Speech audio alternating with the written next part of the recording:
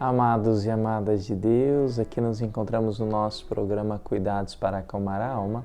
Hoje, dia 15 de julho, sexta-feira, caminhamos aí para um final de semana, né? E espero que a tua semana tenha sido muito abençoada, né? Imagino com as lutas, mas também com as conquistas, né? Esse Deus que aliviou o fardo, o nosso cansaço, Ele possa também te conceder, né, esse descanso.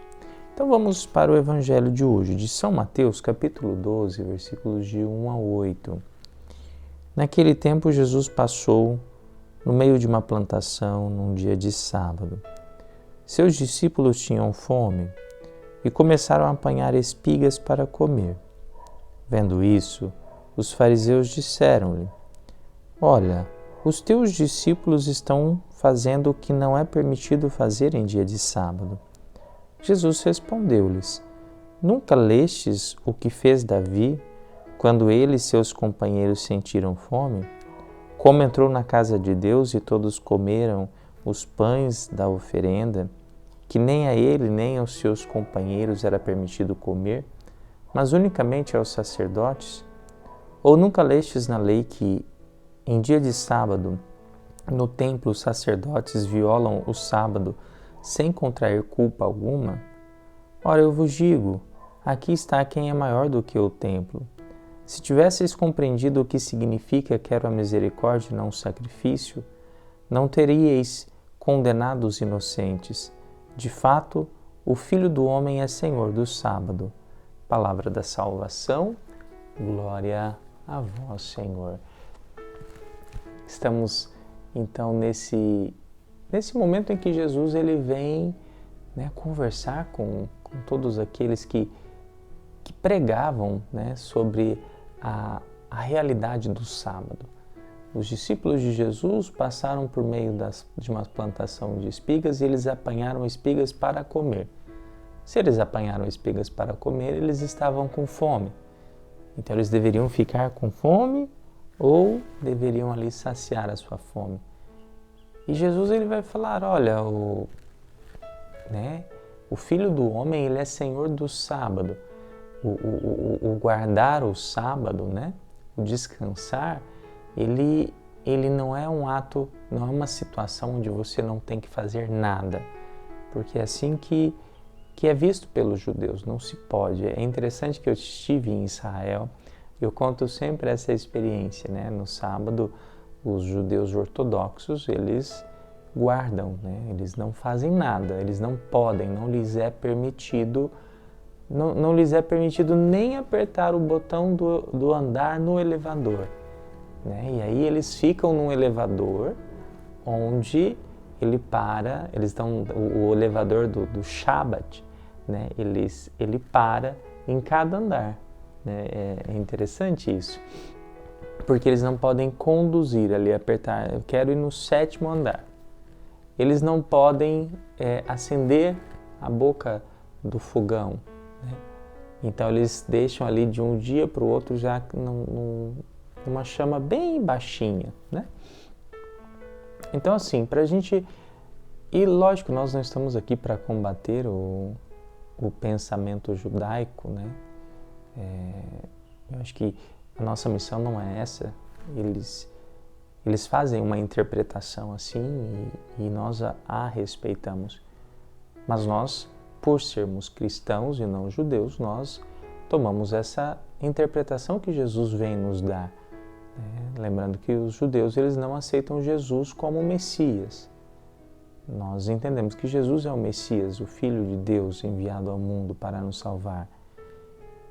Então, a partir daí, nós olhamos para aquilo que Jesus está tentando nos trazer de novo.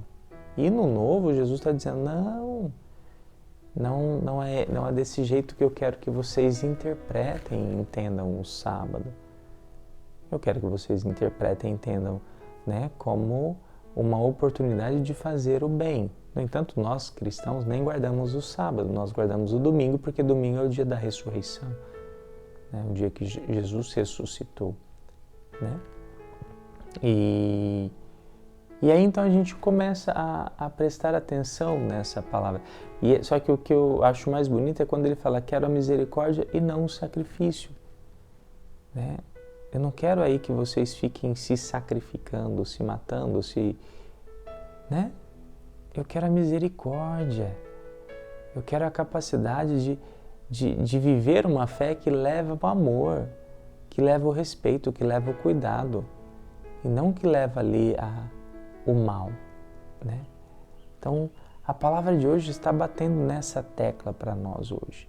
E às vezes a gente vai precisar pensar em todas as situações em que nós não conseguimos ficar nesta misericórdia, né?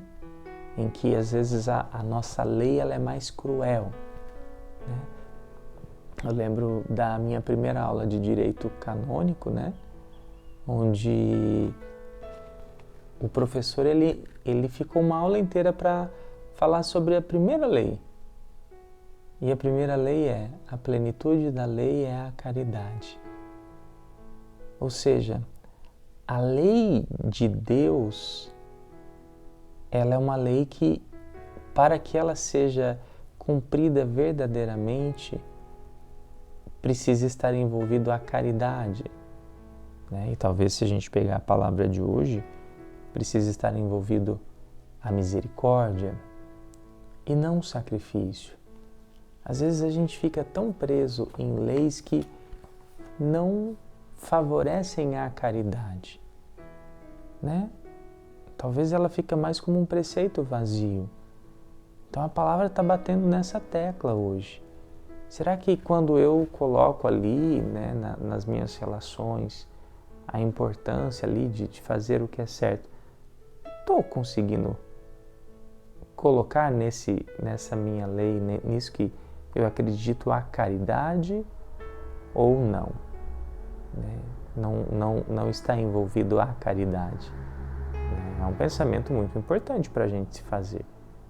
Né?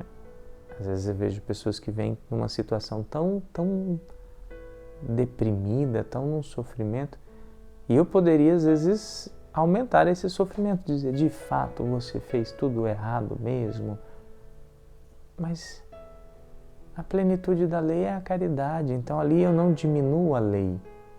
É interessante isso, porque Jesus ele não diminuiu a lei que dizia que é pecado o adultério.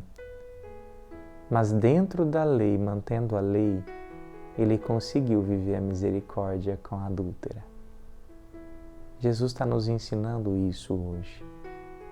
Jesus ele poderia estar sendo cruel como aqueles homens que estavam com pedras para atacar naquela mulher. E talvez nós teríamos ali mais uma mulher morta.